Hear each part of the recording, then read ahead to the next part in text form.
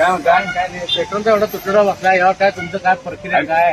तुटवडा कसला आहे? पेट्रोल आहे हो. ती ब्लॅकमेल करायचं नाही, सारखं लुटा. आता तुम्ही मगाशी म्हणजे म्हणलासा मला, पण मी तेच म्हणतोय, या आमदार खासदारांनी मंत्र्यांनी या शासकीय आता एसपी कलेक्टर यांच्या पुढे मागे 10 गाड्या मध्ये ही पाहिजे ती पेट्रोल तर अजून होत नाही. काही जनतेचा पैसा आहे की नाही. पण तिने त्या अधिकाऱ्यांनी पण अजून किंवा लोकप्रतिनिधी पण आपण जनतेला न्याय देण्यासाठी आपल्याला निवडून दिले. जनतेला सुख सुविधा कशा मिळतील, त्यांच्यावर अन्याय कसा होणार नाही हे बघण्यासाठी दिले का अन्याय करण्यासाठी बघितले हेच मला कळेना.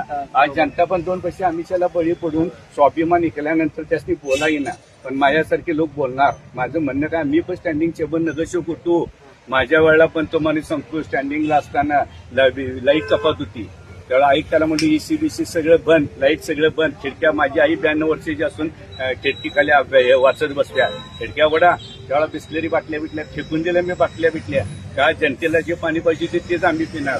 का दम पाहिजे म्हणायचं आणि करायचा पण दम पाहिजे. फुकट ते मिळते म्हणून आज आपण जातो ते आणि इकडे आम्ही बिस्लरी योग्य आहे का तुम्हाला सांगा.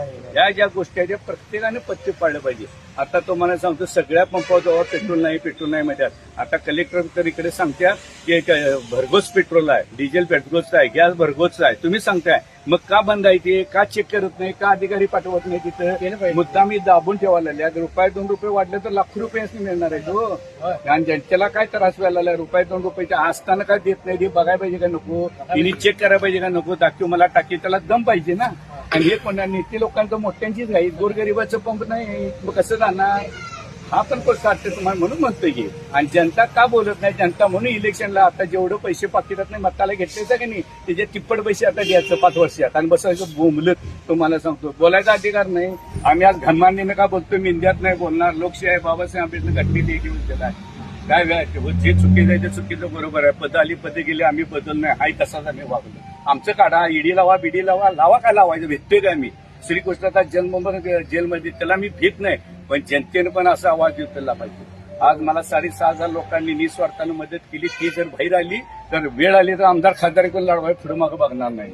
जर तुम्ही चॅलेंज दिले तर माझ्या म्हणण्यात येतो का. आणि ह्यांच्यावर दबाव ठेवा ना. काय चालली स्वतःची पोळी भाजली नाही झाली.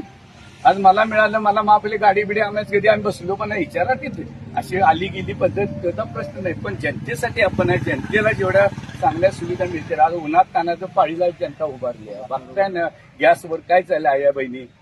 आज लाकडं पण नाही चुलीव करायला. जंगलं पण तोडलायचा पैशासाठी. काय पाहिजे केले. उद्या उपाशी मराय पाळी येणार नाही. उन्हात तोंडावर करून बसायची ही येणार. हेच बोलत होतो. जाऊन दे विजय सावळे सदा. जय हिंद, जय महाराष्ट्र.